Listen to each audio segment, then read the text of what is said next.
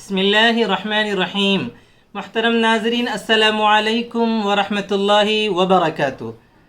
آج کی مختصر سی ویڈیو میں آپ کی خدمت میں چند اہم اور ضروری مسائل پیش کیے جا رہے ہیں جن کا تعلق حج و عمرے سے ہے۔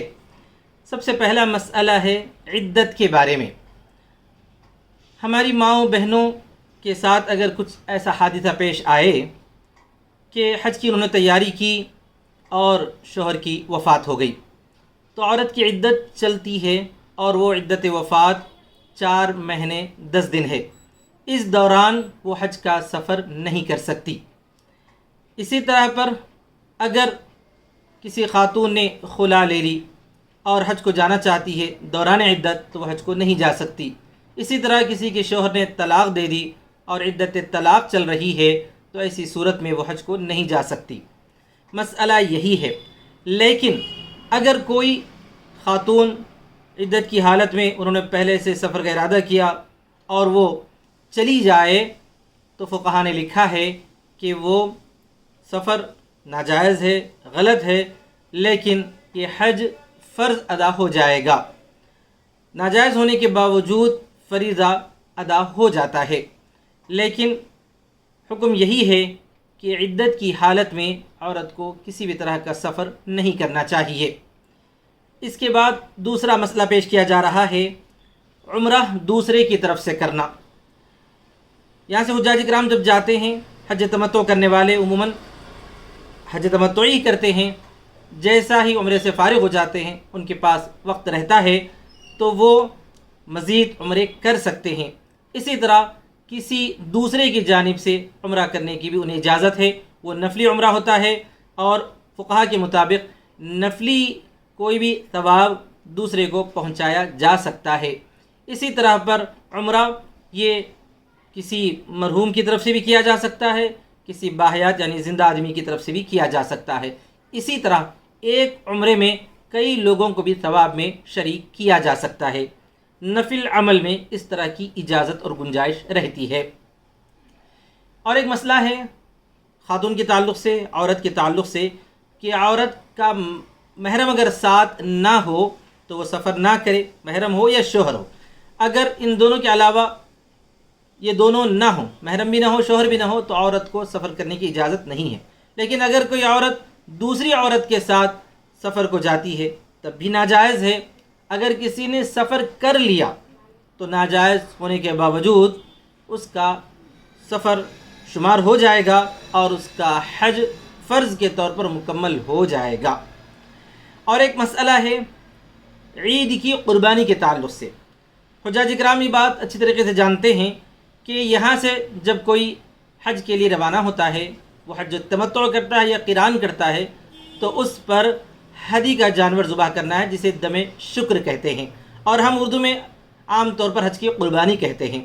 وہ تو حج کی قربانی رہی، لیکن عید الاضحیٰ کی جو قربانی ہے، جسے اضحیہ عربی میں کہا جاتا ہے، کیا حجاج کرام پر یہ قربانی واجب ہے یا نہیں؟ اس بارے میں تفصیل یہ ہے کہ اگر حجاج مسافر ہوں تو یہ قربانی واجب نہیں۔ چنانچہ 7 ذی الحجہ سے پہلے اگر 15 دن وہ مکہ مکرمہ میں رہ چکے ہوں تو پھر وہ وہاں مقیم شمار ہوتے ہیں، اور بیچ میں کسی بھی سفر وغیرہ پہ نہ گئے ہوں، یعنی جدہ وغیرہ نہ گئے ہوں، تو وہاں مقیم ہی شمار ہوتے ہیں۔ تو پھر ان کو چاہیے کہ وہ دم شکر یعنی ہدی کا جانور ذبح کرنے کے ساتھ ساتھ عید کی جو قربانی ہے وہ بھی ضرور ادا کریں، اور وہ عید کی قربانی اپنے وطن میں بھی کر سکتے ہیں۔ لیکن عام طور پر حجاج کرام تھوڑا دیر سے پہنچیں یا پہلے تو پہنچ جائیں، لیکن وہاں سے جدہ وغیرہ کا سفر کر لیں تو پھر وہ مسافر ہو جاتے ہیں۔ تو پھر اگر حاجی مسافر ہو جاتا ہے تو پھر مسافر پر جو اضحیہ ہے یعنی عید الاضحیٰ کی قربانی ہے وہ واجب نہیں ہے۔ حج قران اور تمتع کرنے والوں کے لیے صرف دم شکر یعنی ہدی کا جانور یا حج کی قربانی ہی کافی ہے۔ اس کے بعد اور ایک مسئلہ ہے غربت میں حج کرنا، یعنی کوئی غریب آدمی جس کے اوپر حج فرض نہیں تھا، اس نے جو ہے کچھ پیسوں کا انتظام کر لیا یا کسی نے اس کو پیسے دے دیے جس کی وجہ سے اس نے حج کر لیا، تو اس کا حج فرض ہی ادا ہوگا۔ بعد میں مالدار ہو جائے تو اس پر دوبارہ حج کرنا فرض نہیں ہے۔ چنانچہ مسئلہ یہ ہے کہ اگر کسی بھی غریب آدمی کے پاس اتنی رقم آ گئی کہ جس سے وہ حج کر سکتا ہے، یا کسی نے اس کو اتنی رقم دے دی تو اب وہ رقم کا مالدار ہو گیا تو اس پر حج فرض ہو گیا، جیسے ہی حج فرض ہوا اس نے حج ادا کر لیا تو حج فرض ہی ادا ہو گیا۔ تو اسی وجہ سے کہا جاتا ہے غریب آدمی کا حج کرنا بھی حج فرض ہی ادا ہوتا ہے، دوبارہ اگر مالدار ہو جائے تو اس پر حج پھر سے کرنا فرض نہیں ہے۔ اور ایک مسئلہ یہ ہے کہ اگر کوئی آدمی مقروض ہے اور اتنا مقروض ہے کہ اس کے پاس پیسہ آ گیا لیکن جو ہے وہ مقروض ہے، تو یہاں پر اس کو چاہیے کہ وہ جن لوگوں کو پیسے ادا کرنا ہے ان کو ادا کر دے، اس پر حج فرض تو نہیں ہے، لیکن اس نے اسی حالت میں حج کر لیا، مقروض ہونے کی حالت میں حج کر لیا تو اس کا بھی حج ادا ہو جائے گا۔ بہتر یہ ہے کہ پہلے قرض وغیرہ ادا کر لے کیونکہ زندگی کا کوئی بھروسہ نہیں، اس کے بعد اگر اللہ تعالیٰ نے دوبارہ رقم مہیا کرے تو پھر سے جو ہے وہ حج کرے۔ لیکن اگر کسی نے قرض لے کر حج کر لیا یا مقروض ہونے کے باوجود حج کر لیا تب بھی اس کا حج ادا ہو جائے گا۔ ایک آدھ فرد ایسا ہو کہ جو کچھ یہاں سے سامان وغیرہ لے کر جا رہا ہو یا کسی اور جو ہے صنعت وغیرہ کے لیے حج کے دوران سفر کر رہا ہو اور یہاں سے کچھ سامان لے جا کر وہاں فروخت کر رہا ہو اور وہاں سے کچھ سامان لا کر یہاں فروخت کر رہا ہو تو اس کو جو ہے عرف کی زبان میں کاروباری حج کہتے ہیں۔ محترم ناظرین، اصل بات یہ ہے کہ حج ایک اجر و ثواب والا سفر ہے اور اس سفر کا مقصد صرف حج رہنا چاہیے، حج کے علاوہ کوئی اور طرح کا کاروبار وغیرہ کی نیت نہ کرے، حج ہی کی نیت سے سفر کرے۔ لیکن ساتھ میں اگر کوئی ہنرمند ہے وہاں جا کر کوئی ہنر والا کام کر رہا ہے یا اسی طرح پر تاجر ہے جاتے جاتے کچھ سامان یہاں سے لے کر جا رہا ہے تو اس کی اجازت ہے، لیکن نیت صرف حج کی رہنی چاہیے، نیت تجارت کی نہ ہو ورنہ حج کا جو ثواب ہے وہ حاصل نہیں ہوگا۔ حج کی نیت کر کے ہی کوئی جا رہے ہیں لیکن تجارت کے ساتھ کچھ سامان ہے لے کر چلے جا رہا ہے، یا کوئی ہنرمند آدمی ہے مثلا حلاق وغیرہ ہے بال کاٹنے والا، وہاں جا کر جو ہے وہ اپنا یہ ہنر استعمال کر کے کچھ رقم کما رہا ہے، یا اسی طرح پر اور دوسرے کچھ کام کرنے والے یا ہنرمند لوگ اپنے ہنر سے کچھ پیسے کما رہے ہیں تو کوئی حرج کی بات نہیں ہے، لیکن یہ صرف حج کی رہے، یہ اصل مقصد ہے۔ اس کے بعد ایک اور مسئلہ ہے حرف تہجی لام سے کہ لڑکی کی شادی کریں یا حج کو جائیں۔ دیکھیے اگر کسی کے پاس اتنی رقم جمع ہو جائے جس سے اس پر حج فرض ہوتا ہو تو اس کا حج کرنا فرض ہے۔ لڑکی کی شادی کے لیے رقم وغیرہ خرچ کرنا یہ شریعت میں نہ اس کا کوئی ثبوت ہے، یہ صرف ہمارے جو ہے برادران وطن کا دیکھا دیکھی مسلمانوں نے اپنے اوپر یہ ذمہ داری تھوپ لی ہے، یہ بالکل ہی اس کی اجازت شریعت میں نہیں ہے۔ لڑکی کی شادی میں لڑکی والوں پر تو کوئی ذمہ داری ہے ہی نہیں، ولیمے کی اور لڑکی کے خرچ وغیرہ کی تمام تر ذمہ داری، مہر کی ذمہ داری تو لڑکے پر ہے، لہذا اس کو بہانہ بنا کر اور لڑکی کی شادی کی نیت سے رقم اچھی خاصی جمع کر کے حج کو مؤخر کرنے کی قطعاً اجازت نہیں۔ جیسے ہی حج فرض ہوا ہے فوراً حج ادا کر دے، زندگی کا کوئی بھروسہ نہیں ہے، رقم رکھنے کے باوجود اسی حالت میں اگر دنیا سے رخصت ہو گیا تو جو ہے حج فرض کو ساقط کرنے کا بہت بڑا گناہ ہوگا اور جس کے بارے میں اللہ تعالیٰ ضرور سوال فرمائے گا۔ اس کے بعد اور ایک مسئلہ ہے، حرف تہجی میم سے شروع ہونے والے 2-3 مسائل ہیں۔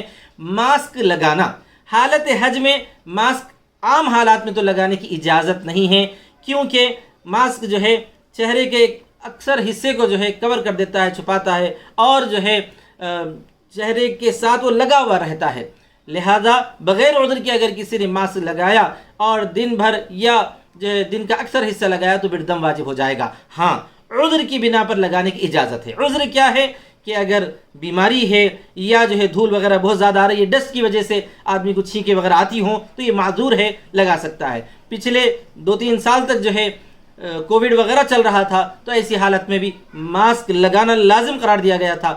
آج بھی اس سفر میں بھی اگر جو ہے ماسک لگانا حکومت کی طرف سے ہدایت ہے اور ضروری مانا جاتا ہے تو پھر حجاج کرام حالت احرام میں ماسک لگا سکتے ہیں، کوئی حرج کی بات نہیں ہے، لیکن اگر وہ ضروری نہ رکھتے ہوں تو پھر ماسک نہ لگائیں الا کہ کوئی عذر ہو تو الگ بات ہے۔ اس کے بعد ایک مسئلہ ہے حرف تہجی میم سے شروع ہونے والا، متبنہ کے ساتھ حج کرنا۔ متبنہ کا مطلب یہ ہے کہ جو منہ بولا بیٹا، جس کو جو ہے ہم لے پالک بھی کہتے ہیں، منہ بولا بیٹا کہتے ہیں، عربی میں متبنہ کہتے ہیں۔ اس کے ساتھ اگر کوئی خاتون حج کو جا رہی ہے اپنے منہ بولے بیٹے کے ساتھ تو جو ہے جانے کی اجازت نہیں ہے، کیونکہ متبنہ حقیقی بیٹا شمار نہیں ہوتا، وہ نامحرم رہتا ہے۔ اور نامحرم کے ساتھ حج کا سفر کرنے کی اجازت نہیں ہے۔ ہاں اگر جو ہے کسی نے اپنے بھتیجے کو پال لیا ہے، بھانجے کو پال لیا، جیسا کہ بعض لوگ کرتے ہیں، اپنے حقیقی بھتیجے کو اپنا لیپالک بنا لیتے ہیں یا حقیقی بھانجے کو لیپالک بنا لیتے ہیں، تو بھانجا یا بھتیجا ہونے کی حیثیت سے وہ محرم ہے، تو پھر اس کے ساتھ خاتون سفر حج کر سکتی ہے۔ اور ایک مسئلہ ہے مشترکہ کاروبار میں کس پر حج فرض ہے، یعنی ایسا کاروبار ہے جس میں 2 افراد یا 3 افراد شریک ہوں اور وہ کاروبار ماشاءاللہ کافی بڑا ہو اور اس سے اچھی خاصی آمدنی ہو رہی ہو، تو وہ دیکھا جائے کہ اس کاروبار میں ہر فریق پر کتنی رقم جو ہے ہر فریق کے حصے میں آتی ہے۔ اگر ہر فریق کے حصے میں اتنی رقم آتی ہے جس سے جو ہے وہ حج کا سفر اور واپس آنے تک کے گھریلو اخراجات پورا کر سکتا ہے، تو ہر فریق پر جو ہے پھر حج فرض ہوگا۔ اگر ہر فریق میں اتنی رقم نہیں آتی تو پھر کسی بھی فریق پر حج فرض نہیں ہوگا، یعنی یہ کہ مشترکہ کاروبار کرنے والوں میں۔ اس کے بعد آخری ایک مسئلہ میں ذکر کر رہا ہوں اس موقع پر، معذور آدمی حج کو نہ جا سکے۔